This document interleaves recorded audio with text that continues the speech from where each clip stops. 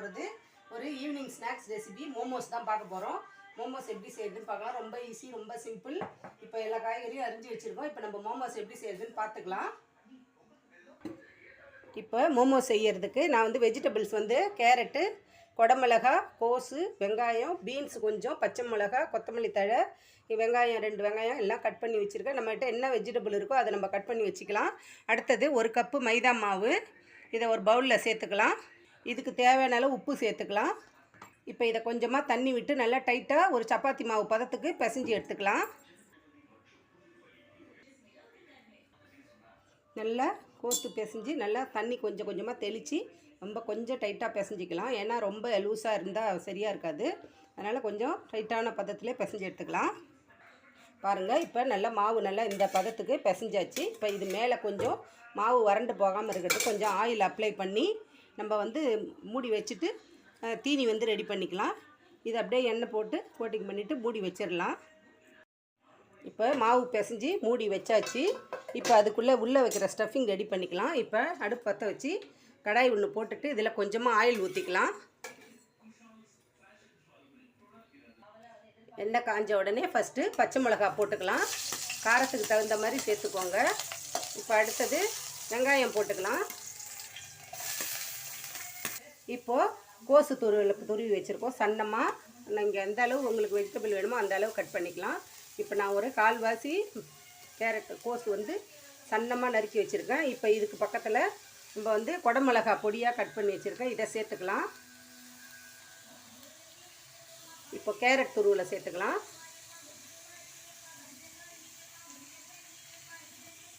இப்போ நம்ம ஒரு 4-5 பீன்ஸ் அரிஞ்சு வச்சுருக்கோம், அதையும் சேர்த்துக்கலாம். இப்போ இதை ஒரு வதக்கிக்கலாம்.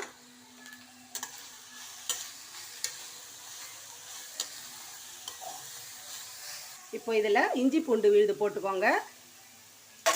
அதுக்கப்புறம் இதுக்கு தேவையான உப்பு சேர்த்துக்கலாம். இப்போ இதில் ஒரு 1/2 டீஸ்பூன் அளவு மிளகு பொடி சேர்த்துக்கலாம். காரத்துக்கு நம்ம 2 பச்சை மிளகாய் போட்டிருக்கோம். ஒரு 1/2 டீஸ்பூன் மிளகுத்தூள், இன்னும் கொஞ்சம் மிளகுத்தூள் போட்டுக்கலாம். இப்போ இதை நல்லா கிளறி விட்டுக்கலாம். இதில் கொஞ்சமாக நம்ம நறுக்கி வச்சுருக்க கொத்தமல்லி தழை தூவிக்கலாம். நீங்கள் வெங்காயத்தாள் கிடச்சிச்சின்னா கூட அதையும் போட்டுக்கலாம். இப்போ அடுப்பு ஆஃப் பண்ணிவிட்டு இதை இறக்கி வச்சுக்கலாம். இப்போ நம்மளுக்கு மோமோஸ்க்கு உள்ளே வைக்கிற ஸ்டஃபிங் ரெடி ஆகிடுச்சு. இப்போ நம்ம மோமோஸ் உருட்டி வைக்க வேண்டியது தான். இப்போ மாவு எடுத்துக்கலாம். இப்போ நம்ம உள்ளே வைக்கிற ஸ்டஃபிங் ரெடி ஆகிடுச்சு, ஆறிடுச்சு. இப்போ நம்ம மாவு எடுத்து மோமோஸுக்கு உருட்டிக்கலாம். சின்ன சின்னதாக நம்மளுக்கு எந்த சைஸ் வேணுமோ அந்த அளவுக்கு எடுத்து உருண்டை பண்ணி போட்டுக்கலாம். இதே மாதிரி எல்லா மாவும் நம்ம உருட்டி போட்டுக்கலாம். இந்த மாதிரி எல்லாம் உருட்டி எடுத்தாச்சு. இப்போது இந்த மாவை எடுத்து நம்ம உருட்டி எடுத்துக்கலாம். கொஞ்சமாக மேல் மாவு தூவிட்டு நம்ம இதை எடுத்து நம்ம உருண்டையாக உருட்டி எடுத்துக்கலாம். பூரி மாவு மாதிரி நம்ம திரட்டி எடுத்துக்கலாம் மெல்லிசாக. இப்போது நல்லா பூரி மாவு திரட்டிக்காச்சு. இப்போ நம்ம வீடியோவுக்காக செய்கிறதுனால ரவுண்ட் ஷேப் ஒழுங்காக வரணுன்றதுனால இந்த மாதிரி ஒரு மூடி வச்சு நம்ம ஒரே ஷேப்பாக எடுத்துக்கலாம். நீங்கள் வீட்டுக்கு செய்கிறதுனா இந்த அளவு பெருசாக உருட்டிட்டு நம்ம உள்ள ஸ்டஃபிங் வச்சு நம்ம மடித்து எடுத்துக்கலாம். இதில் பூரணம் எடுத்து 1 ஸ்பூன் வச்சுக்கலாம். இது நம்ம வேண்டிய ஷேப்பில் மடிச்சிக்கலாம். நம்ம புடவை மடிக்கிற மாதிரி மடித்தும் வைக்கலாம். இல்லைன்னா பூ ஷேப்பு இப்போ நிறைய வீடியோவில் வந்துருச்சு. எந்த ஷேப் வேணாலும் நம்ம மடித்து வச்சுக்கலாம். புடவை கொசுவலம் வைக்கிற மாதிரி அப்படியே சுருட்டிக்கிட்டே வரணும். இதே மாதிரி எல்லாமே நம்ம உருட்டி எடுத்து வச்சுக்கலாம். பாருங்கள், நான் இந்த மாதிரி டிசைனில் நான் போட்டு வச்சுருக்கேன். இப்போ இட்லி பாத்திரத்தில் தண்ணி வச்சு என்னோடது குக்கர் இட்லின்றதுனால அப்படியில் பாத்திரம் வச்சு இது மேலே இட்லி தட்டு வைக்கிறேன். இதில் எண்ணெய் தடவி வச்சுருக்கேன். இப்போது எல்லா தட்டுலேயும் இட்லி தட்டில் ஒன்று நம்ம வச்சிடலாம். ஆவியில் வச்சு இட்லி மாதிரி நல்லா வெந்துட்டு ஆவி வந்தவுடனே நம்ம எடுத்துக்கலாம்.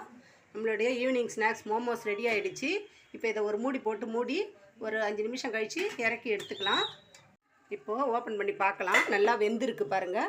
நம்ம கலர் மாறிடுச்சுனாலே வெந்துருச்சு. இப்போ நம்ம இதை எடுத்து ஒரு பிளேட்டில் வச்சுக்கலாம். இதேமாரி எல்லாத்தையுமே நம்ம இந்தமாதிரி வேக வச்சு எடுத்துக்கிட்டு பார்க்கலாம்.